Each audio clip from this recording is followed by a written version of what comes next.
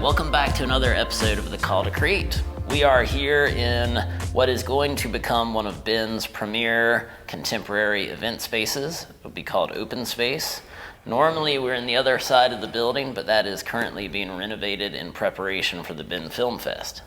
So today I get to sit down with Kim Cooper Findling, who is a journalist, an author, a memoirist, an educator, and also the owner of Dancing Moon Press, a small publication house. She's a fifth generation Oregonian. First published back in 2003, I think, was her first published work. She's an editor with Oregon Media Group, and the author of 5 books, with the 6th coming out in the spring of 2020. So, Kim Cooper Findling. Hi, Charlie. Thanks for being on the show. Thanks for having me. And I couldn't be, we've been trying to put this together for a while now, so I couldn't be happier to have you here today, and we finally were able to pull this off. I'm very happy to be here. And I know I left out a lot of stuff. I have 2 pages of your accomplishments, and one of the neatest touches, I think, is your latest book, The Sixth Storm. You co-authored with your daughter, Libby, who's 14 now, is that right? Yep. So can we start there? Sure. I find that as a dad of daughters, as a quasi-aspiring writer, I am incredibly jealous of the fact that you were able to pull that off. It's kind of amazing to me still that we pulled it off. It's been definitely the highlight of my career, which, wow, that's phenomenal. That's saying a lot. Yeah. It's it felt like a bit of an accident, and at the same time something that had to happen. The minute that inspiration struck, I knew that we would do this project, and yet it took 4 years and right. a lot of effort and several plot twists right. to make it real. And it was published earlier this year in March. And I think that since then, especially since things have sort of settled a bit, after the busyness of the launch and the experiences we've had together, I just can't believe how rewarding it's been on so many levels. So many. I mean, next year will be my 20th year as a professional writer. I actually started in 2000, and I was off by a few years. Well, I think you were referencing something you read on my website, so completely accurate. But so in my, next year will be my 20th year as a professional writer, and I never thought that I would even write fiction, let alone have right. this opportunity to do something with my daughter. And, writing is such a solo sport too. Right. My whole career has been, you have to be incredibly right. self-motivated, and it's isolating sometimes, and suddenly to have this little playmate right. and, right. and muse and someone to bounce things off of. So that means when you guys started, she was only 10? She was 10. Yeah. Wow. Yeah. Do you want to hear the story of how it all started? Yeah, I would love to hear the story. I mean, and again, my older daughter is 11. My younger daughter is 8. And again, I'm so jealous at the thought of, God, how much fun that would be. But also I imagine it was really frustrating at times too. But yeah, so how did it happen? How did that come about? So Libby is a very creative little soul. She's always, from a young age, she would write stories. She has countless journals that she would start writing in. And even more so, she's a verbal storyteller, and she's the kind of kid who holds court at breakfast and tells everyone her dreams that she had the night before, just very creative mind. And I think that as a writer, I mean, my career grew up with my kids, or vice versa. I had written about my kids a lot, and they're sort of integral to my career, and I think that I started to see this creative storytelling in her, and yet didn't really ever seriously think about doing anything with that exactly besides encouraging her to do her own work. Right. But one winter night, there was this huge thunderstorm raging outside of her window, and I was putting her to bed, and she, age 10, as you said, looked up at me and she said, "Mom, what if the weather represented people changing?" And Wow. You're like, a 10-year-old just said that? Yeah. Yeah, it sort of blew my head up, and it definitely was that moment. I went downstairs and I wrote it down on a piece of paper, which I still have in my terrible handwriting, and I just thought, that's a story. What that is a story. In all stories, someone changes, right? And right. so what can we do with this? And I had never written fiction. I had been a nonfiction writer my entire most career. Of your books, all of your books, well, no, not all. Most of your books up to that point had been travel guides for Oregon. Yeah? Correct, yeah. So my first book was a memoir, yeah. And then I'd been writing Oregon travel. So like a young adult novel or a novel where people change, that would be all new territory. It was all new territory, yeah. And yet I just felt like we have to do this. Right. And I didn't even know what it was going to be. I mean, now we know it's a young adult novel. Right, But yes. at that point, it was... I'm sure you had it all planned out, start to finish. It was uncharted territory. Right. So we started sitting down together and brainstorming. We started just with characters and setting, and we knew that there was going to be weather. Right. And that's about it. Right. And so out of those early conversations, we developed the characters, and the setting of the Oregon coast was easy.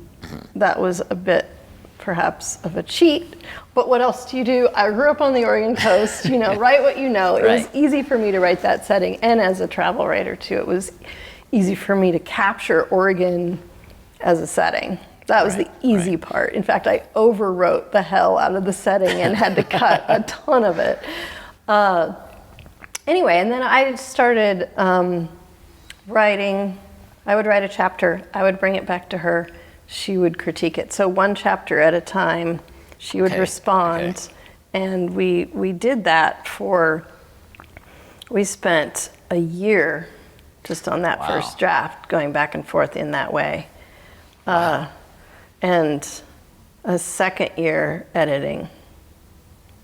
And was she all in on this idea? Were you having to push this forward, or was she down with it from the very beginning? She was all in a way that kept me going. I mean, I don't know if I would have done something like this by myself. Right. She was, had this eager reader, excited to see what I would come up with. And, some of it we'd already crafted in our minds a little bit. So she was excited. She had buy-in, she had much more depth to her ideas than I even imagined she would. I knew she had this creative mind, but she really brought a lot of emotion and depth to the characters and the things that happened. And she also helped in a really practical way in terms of doing things like telling me that I'd left a car somewhere behind, and where's the car? Where's the Honda? She's like, continuity, Mom, continuity.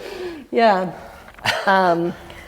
But it was very exploratory as a process, much more so than any writing I'd done in a long time, which was actually really stimulating. I found it to be really challenging, but really stimulating and rewarding as well. Yeah. I mean, I felt like I had no idea what I was doing, and yet I did,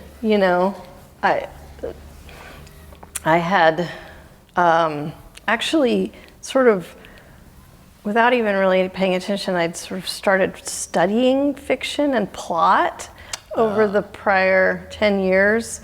That's kind of a side story. I don't know. I'm digressing here, but no, digress away. It sounds like you've always been a lifelong reader. Yeah. And yeah. so is that kind of the research you were doing was just Yeah, reading? but more specifically, when I started writing, as we discussed, nonfiction, I would say like within the first, I don't know, maybe eight or 10 years into my career, I started teaching nonfiction, and I did a lot of teaching at writing conferences. Okay. And in the beginning, I went to those writers' conferences as a learner and went to all the sessions on nonfiction and magazine writing and learned everything I could. But then eventually here I am teaching at these writing conferences. And in between my teaching sessions, I don't want to go to more nonfiction workshops because I've done that. And so I just started kind of showing up in the back row in some of the fiction and also screenwriting workshops. And it wasn't purposeful. Right. I never thought I would do anything with that, but I kind of loved it too. You know, I kept going back, and I loved plot. Mm-hmm. I mean, I think plot is sort of in our souls because we've been fed and enjoyed stories since we were tiny. Right. And so I think that the elements of plot are kind of already within us.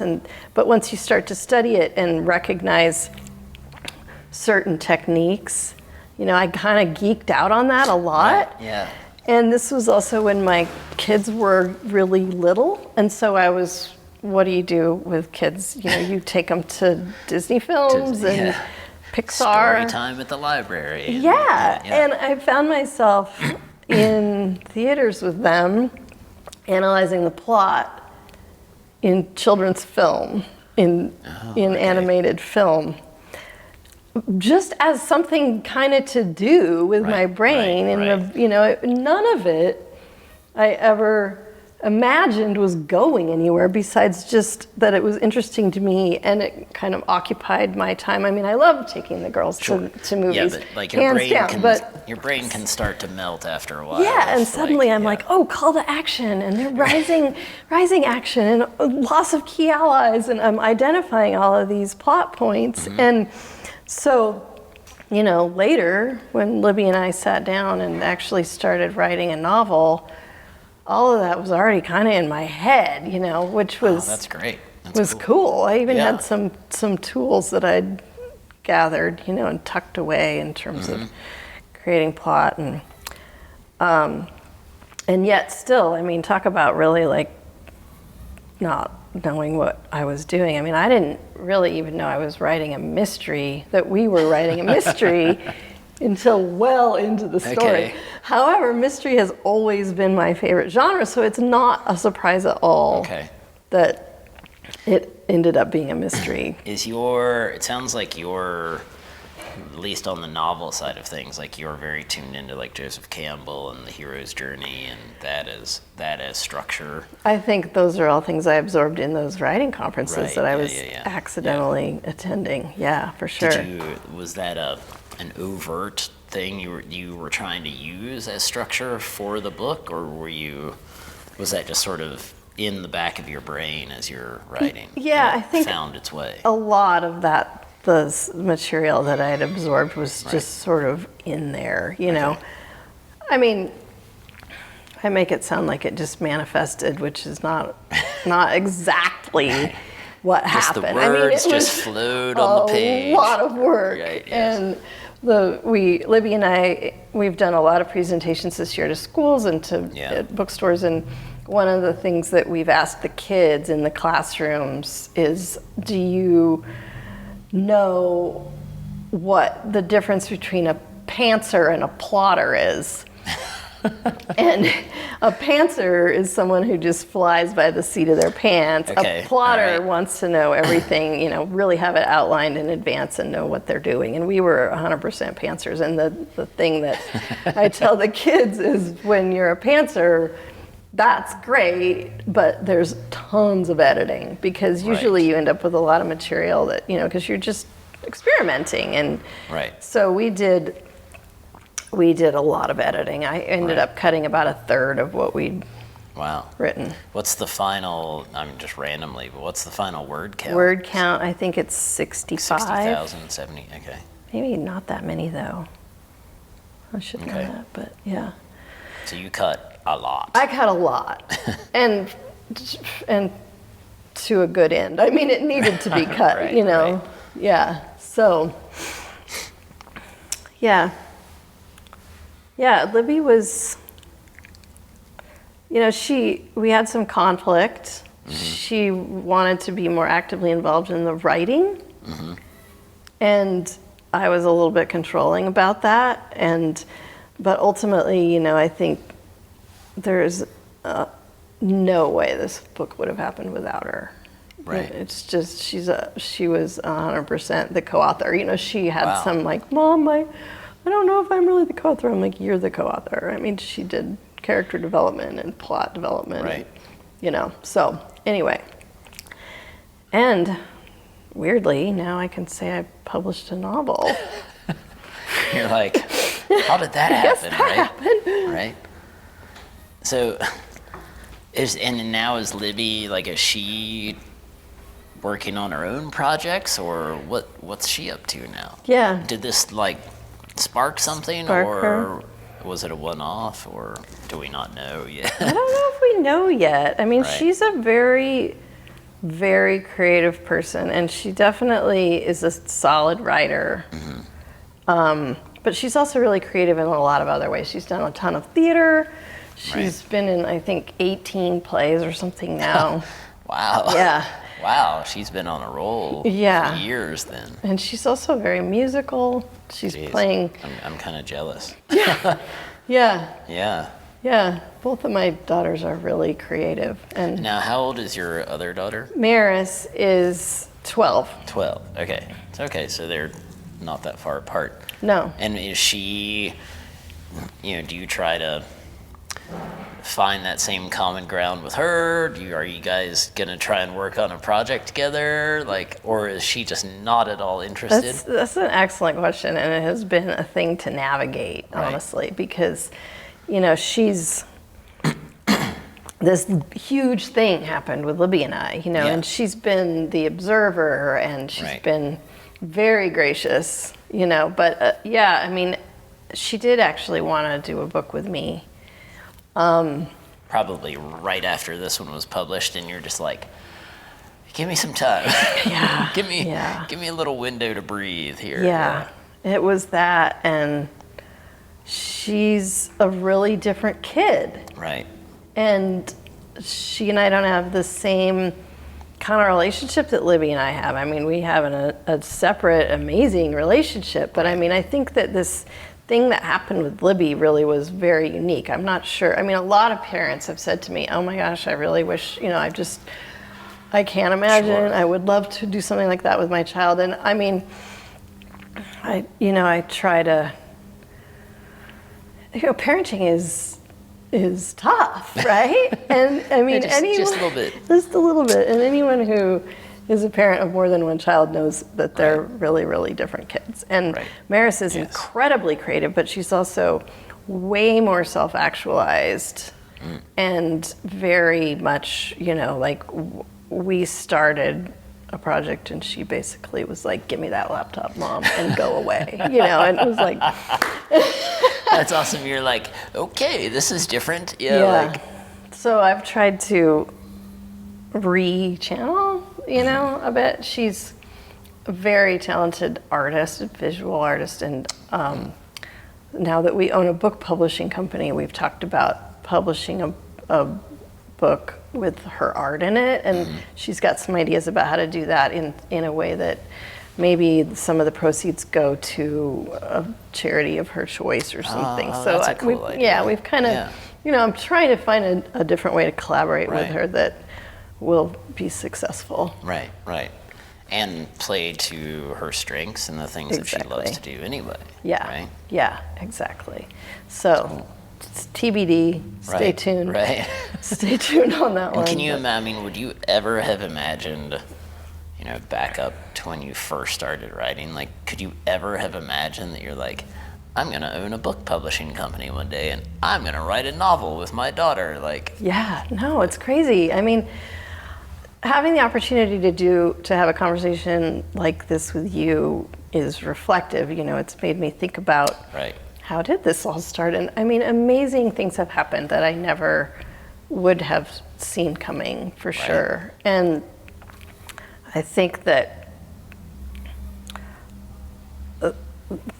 possibly the sole reason all of these amazing plot twists happened is just that I apparently have been incredibly determined to never stop doing this crazy writing thing, you know?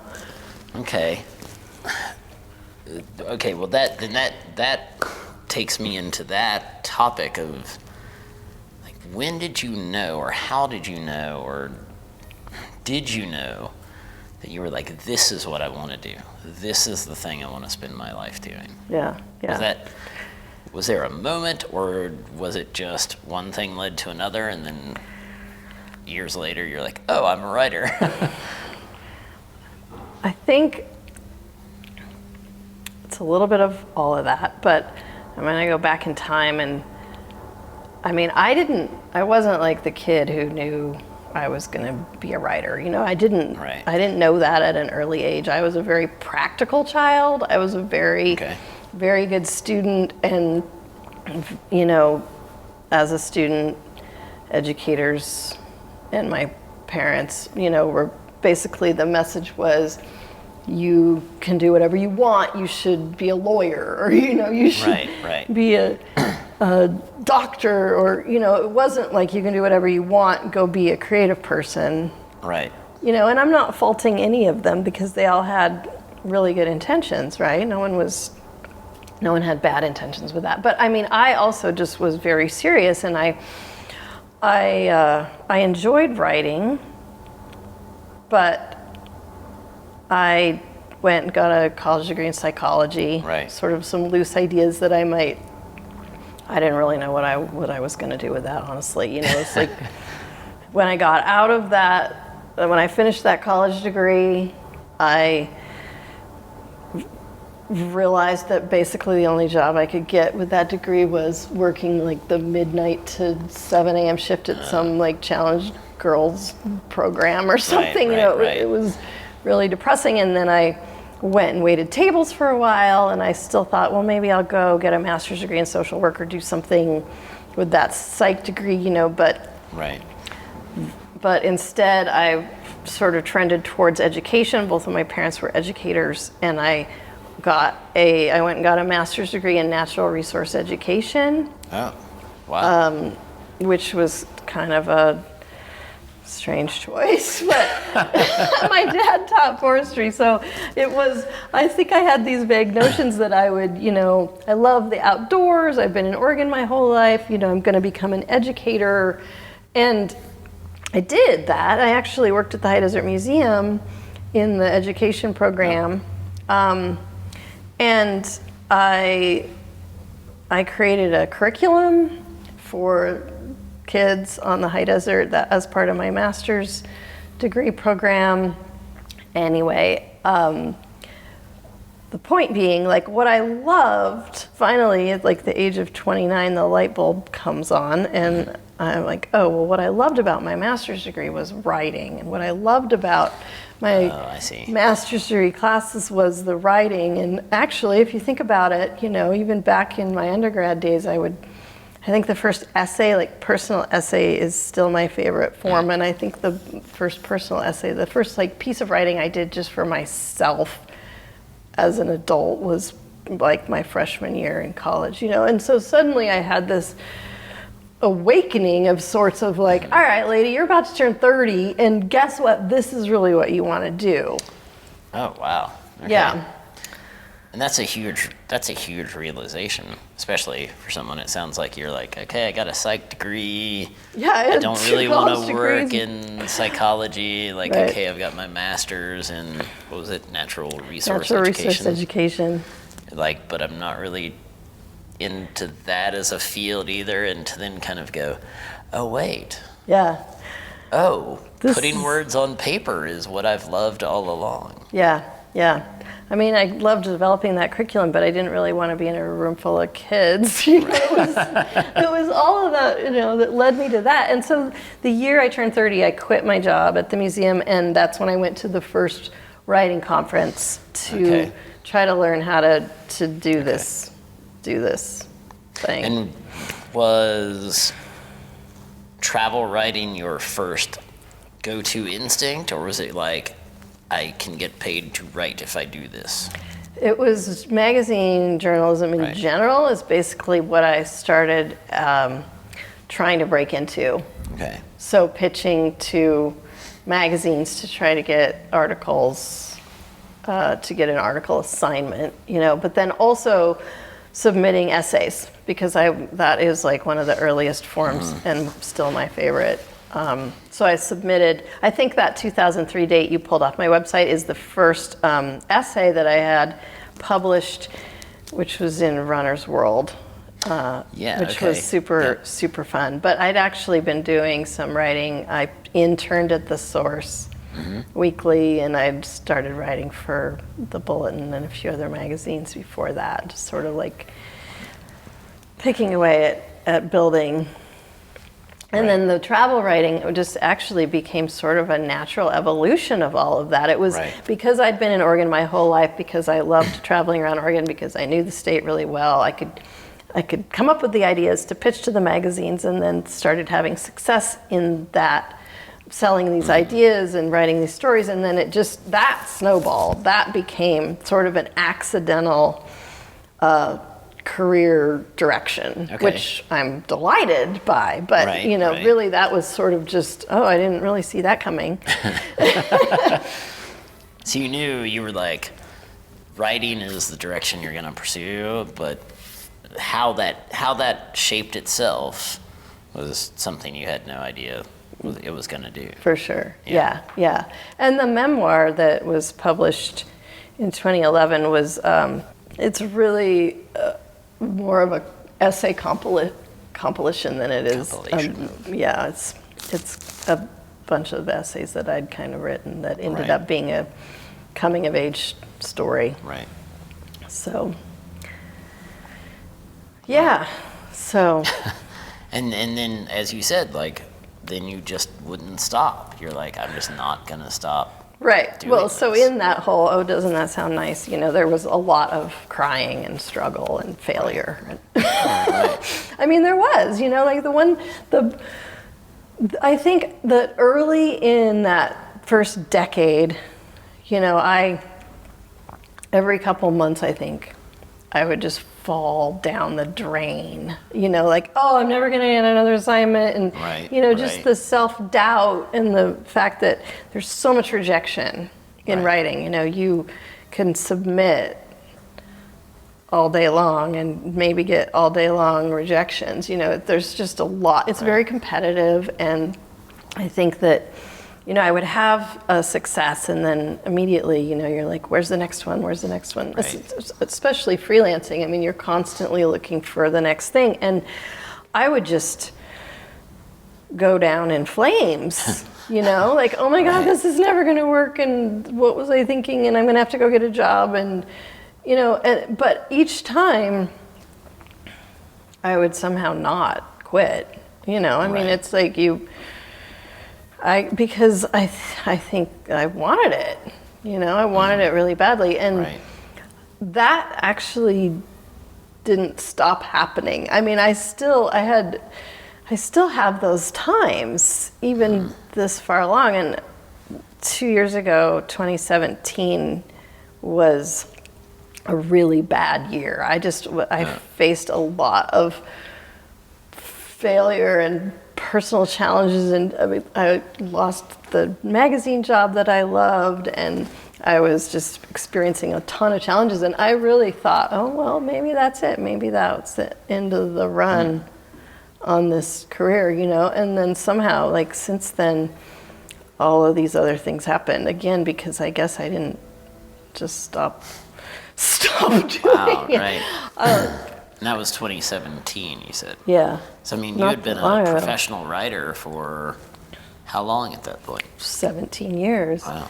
Yeah, and You're like, oh, maybe this runs over. Yeah. I mean, I think that any creative person, I think, has these moments where you're just like, well, yeah, everything's going terribly, and, you know. I mean, even in that first decade, what I really wanted to do was publish a book. You know, that's what writers do, right? Right, You know, you're right. the magazine stuff was going well, and I was stoked, but I really wanted to publish a book, and that took 11 years. It was 11 Wow. years before my first book was published, and you know, it's easy to say that now and just be like, oh, it took 11 years, but it was 11. Right. I mean, maybe the first 3 I wasn't agonizing over Right. it, but eventually I was. And my first book, the first book I wrote, was a complete failure. I ended up setting the whole manuscript on fire, and you know, so I actually taught a workshop at a writing conference a couple of years ago that was called "Congratulations, You Failed," and it was Right. about the importance of failure in a creative career, you know, that, or maybe just in life, I don't know, you know, but that you have to go through these like super lows, and if you're not failing, you haven't been experimenting, right? But still, in the heat of the failure, it's agonizing and Right. demoralizing and just painful. I mean, just yeah. probably scary as well. I mean, like in that period of time, you had a family, you had kids, and I'm sure you're thinking, how is this gonna play out? Like, how am I gonna contribute or help support the household and all of that? Yeah. Yeah. You know, I think there's always been that sort of sense of, am I going to have to give this all up and go get some terrible PR job, or, you know? And I mean, I think that the test of that really was the last 5 years. A lot of things happened that could have derailed me completely, and you know, including divorce and losing that magazine job and going through a lot of things that, you know, I thought, okay, well, this could derail me. But instead, it seems that I'm willing to work like 3 jobs to maintain this career. You know, I'm actually at this stage now where I'm like, I'm too busy, but I'm still willing to do it. You know, I'm not willing to stop doing it. And I think after 20 years, I've accepted that. And the thing with Libby too, like that book made me understand, I've never thought of myself as a competitive person. I hate competition. It stresses me out. I'm not a sports person, you know, like, and yet when it comes to this, I mean, perhaps it's a different kind of competition. It's more like competition with myself, or, but I'm really apparently slightly obsessively determined. Just a wee bit of competitive streak in there about that particular field, right? Or that your skill. Yeah, I mean, if that's what you can call it, I guess, competition, but it's definitely like, I'm not gonna give it up. Just determination. Yeah, I guess. Wow. That good student in me. Right. Like, I will get an A. I will get an A. You can't stop me. It's not too late. Wow. I mean, it's great to hear you speak so honestly about how hard that is, because that's the part that people gloss over, right? They're like, oh, you know, I worked for 10 years to get that first thing done, or everyone sort of makes it sound like, you know, oh, you know, it took time, but I always knew. Right. And in fact, you don't. You're like, oh God, I have a family to support. I have children. Right. And nothing's happening right now. Yeah, and there are those moments for sure, and you just have to kind of live with it. I mean, you said you have this rock hard determination, but does that come from just the love of writing, or is it? I mean, I'm sure it's also tied into like, you're like, I can't fail. Like, I have to make this work. because I need to support my kids. And So why do I have to make it work, though? It's not just the supporting the kids, because I mean, I have a day job in media. I'm lucky because I am working in writing, but that is sustenance. I think that if I get down to like, why do I need to keep doing this? It's really more about my own need to create. And I said that personal essay is my favorite form, and that really, and or memoir or narrative nonfiction. I mean, there's a lot of terminology for that, but it's taking your own life experience and interpreting it in a way that resonates with other people. It's amplifying. Right. And that I love so much. Okay. And I'm a very introverted person, actually. I think that's part of the whole why it didn't work for me to be an educator, really, is that I really would rather just be home alone, and which is what writers do, Right. But that form of narrative nonfiction, of like interpreting your own life, is sort of one of my methods of communicating, I guess, or connecting, I should say, with other people. And I mean, fiction became that as well, and even the travel writing. I mean, it's all just a form of creating connection, and I think that might be the thing that I need the most out of this, possibly. Well, and that's an interesting thing to hear a writer say, because it is such a solitary activity. But you're like, no, connection is the key. Yeah.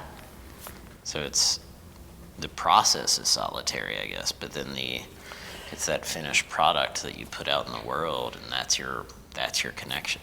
Yeah. Well, and that's the key to it, to me too, for not. I mean, when that thing goes out into the world, that's when suddenly you're vulnerable as hell. Like here comes critique or whatever, rejection. It's very, especially if you write personal things, which I have, it's very vulnerable. But for me, I've never needed the bestseller or the whole world to love what I've done. For me, it's the individual connection that I get. People who come to me and say, that really resonated with me, or this reminded me of my own life, or it's those individual moments that matter way more to me than how much money I make or how many books I sell, or so it's neat. It's neat to hear you talk about just how profoundly important it is to you to do this, like regardless, it sounds like, of success or financial ups or downs or whatever. You're like, I have to do this. Yeah. Even with the crying. You're like, I have to do this. You're like, I can't stop. So with that, with that drive, with that passion, where do you see it going from here? Like, what's your next? That's a good question. You're like, I don't know. Well, so asking for ideas. As you mentioned, I bought a book publishing company last year. Yes, yeah. That's one thing you're doing. So small side project. And the way that happened actually was 100% out of the process of writing the book with Libby, which is because it's based at the coast, right? It's based at the coast. Traveling to the coast, I would imagine. We were traveling to the coast, but in that third year of the process of Libby and I and our book, we started trying to sell it. So we were pitching it to agents and publishers, and we went to writing conferences, and we pitched it, through the slush pile and all the ways that you try to sell a novel, and nothing was happening. And I was again, with that, this was 2017. I mean, this was the bad year, but I was, it's just so demoralizing. But I wasn't willing to give up on that book, especially because of Libby. Right. I wasn't gonna just shelve it. Like, it was gonna become real.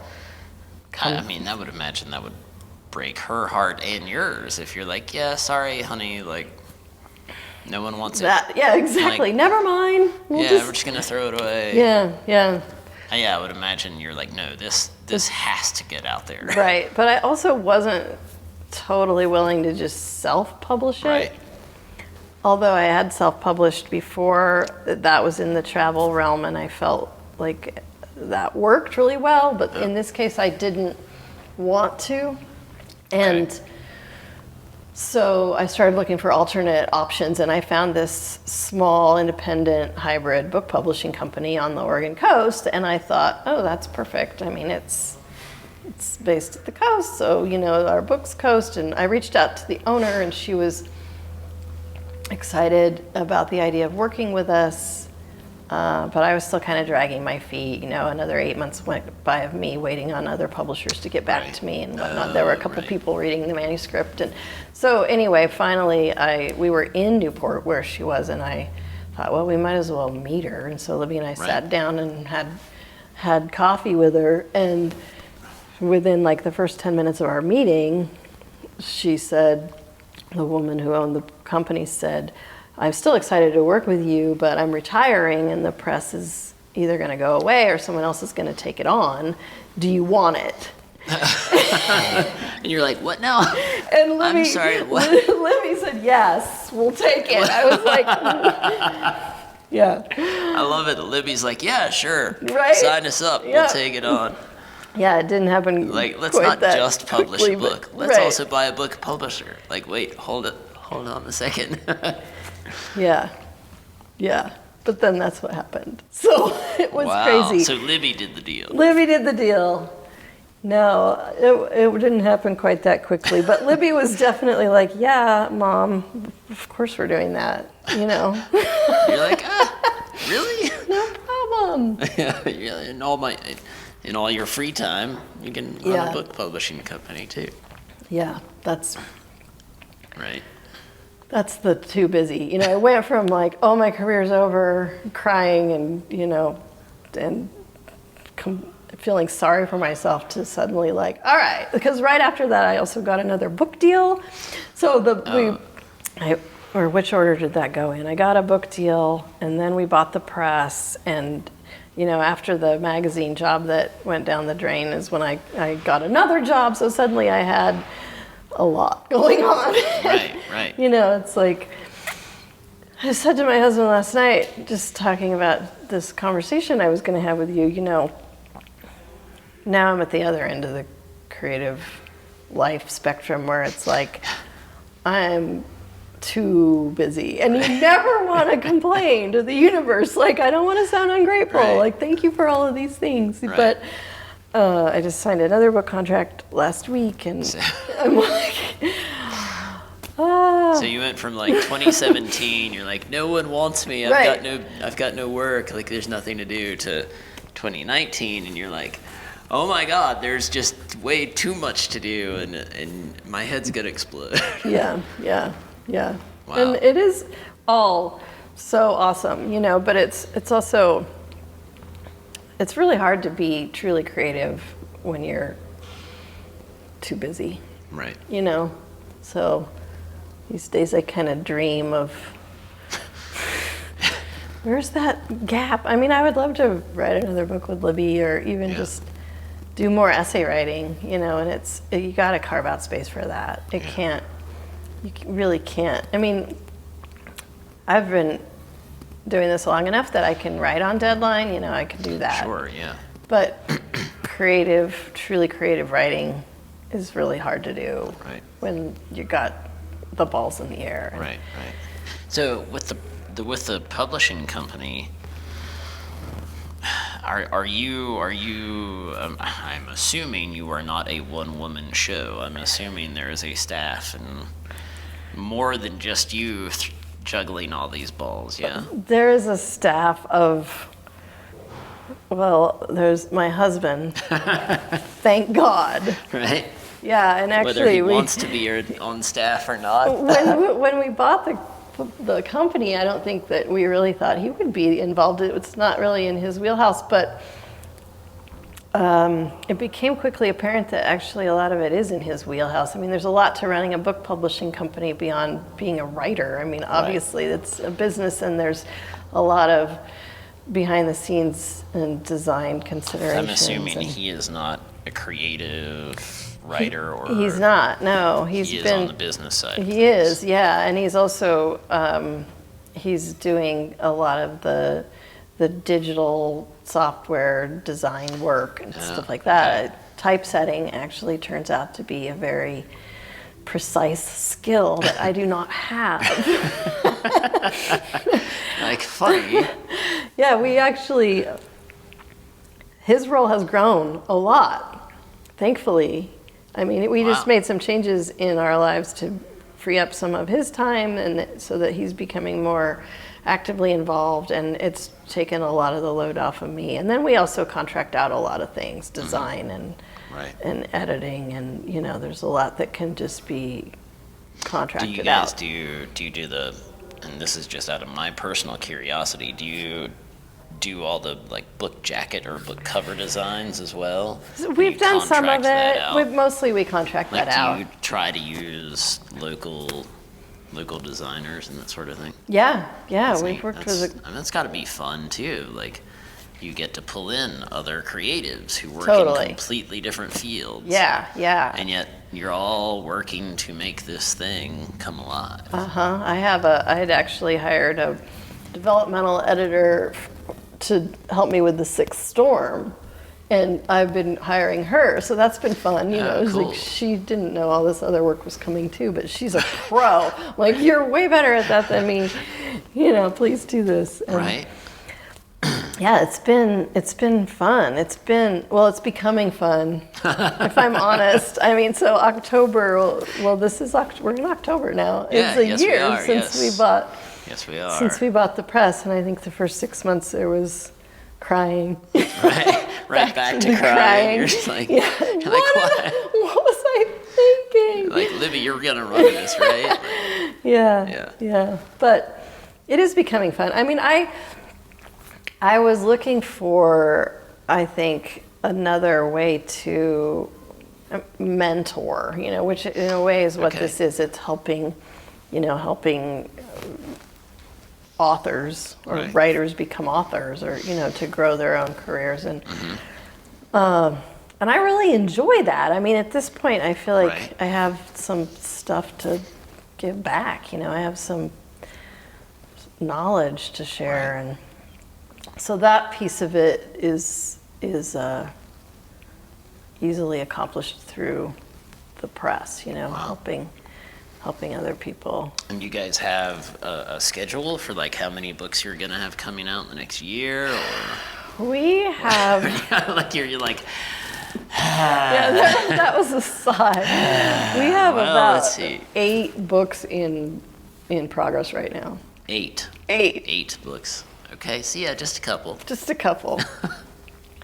Yeah. And is that kind of ramped up from what it was before? Is it growing? Are you expanding? I feel like it's hard to say. I mean, in the first year of anything, I don't know. But it's definitely steady. Yeah. It's steady. Yeah. It sounds a little more than steady. You're over there sort of twitching and shaking. Where's my clone?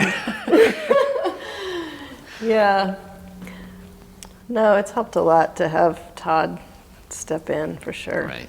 Yeah. I mean, and I think that's just a big picture creative life thing too. You really can't do it alone. I mean, I've had the support of a lot of people in my career, I mean, I look at the folks we have here for the podcast, Right. I tried to do this by myself before, and my head almost exploded. And I was like, okay, if I'm going to do this again, I need other people to help me. And then what Right. I realize is it's not just help. Like, they bring things to the table that I Totally. would never have thought of or conceived of, and instantly I became convinced. I was like, oh yes, the only way for this to ever succeed is with collaboration with other people. Right. Yeah, for sure. Yeah.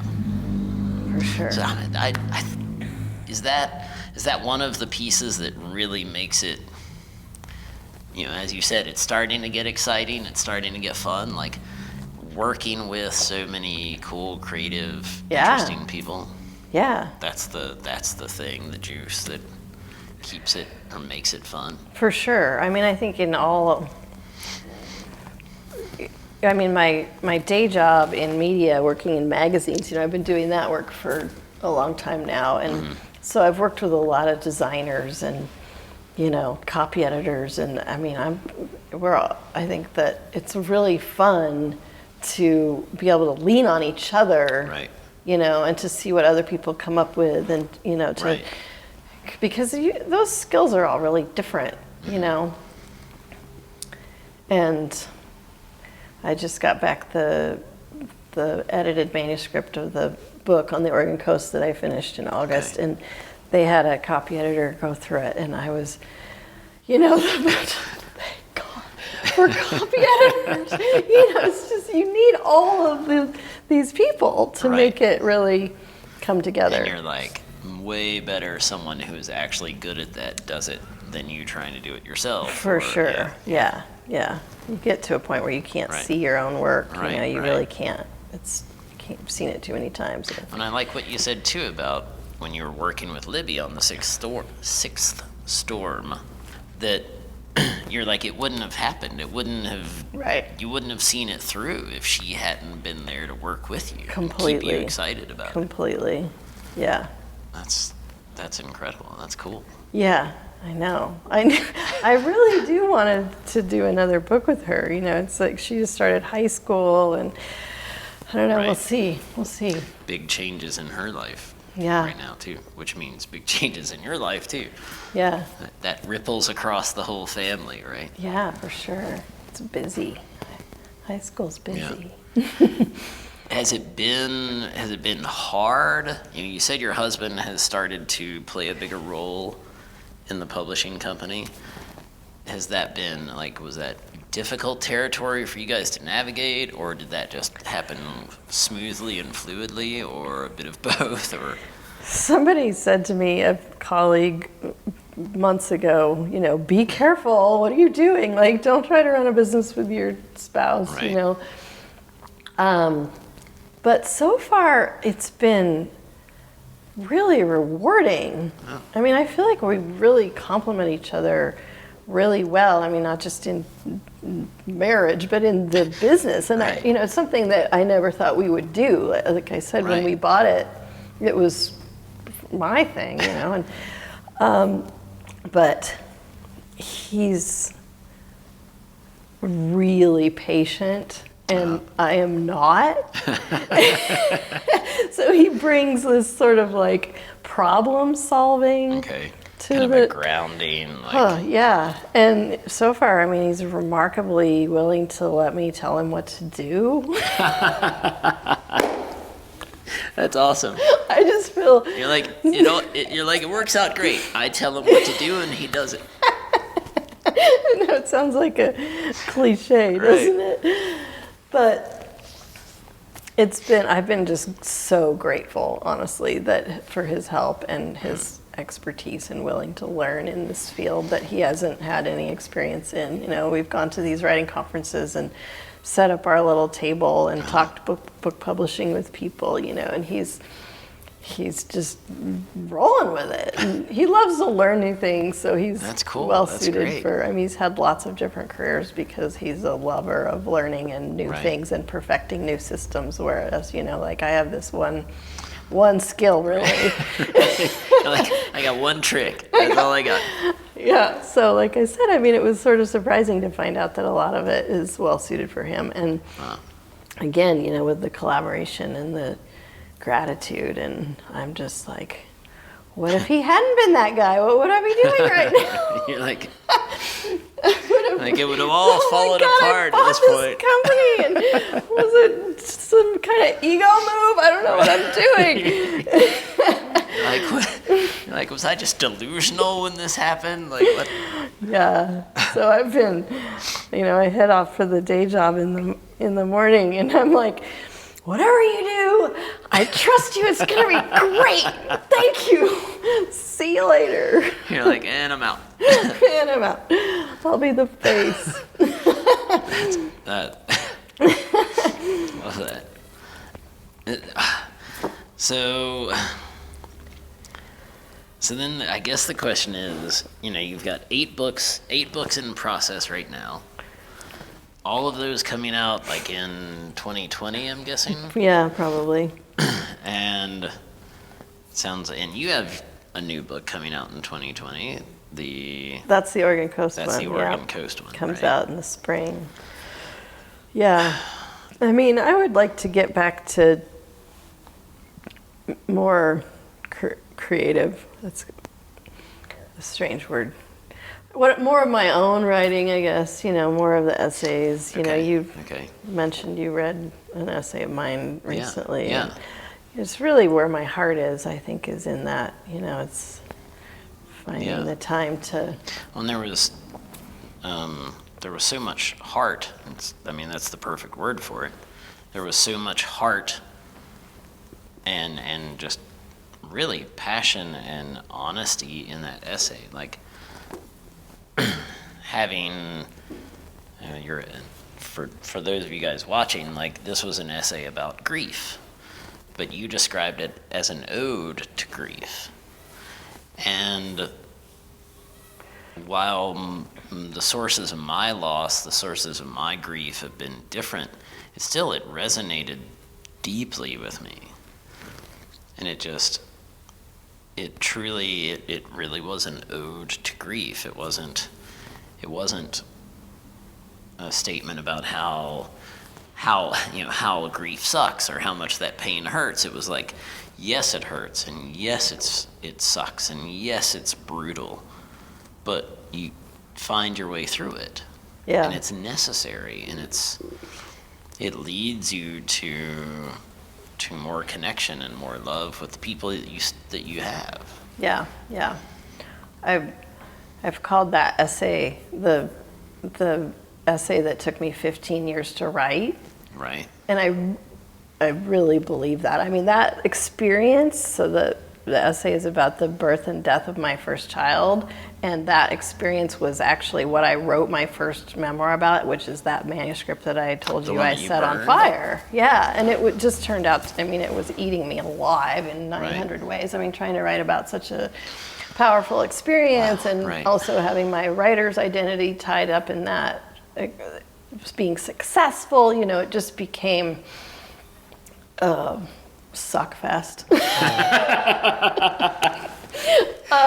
But that experience still has worked its way into my writing. Mm-hmm.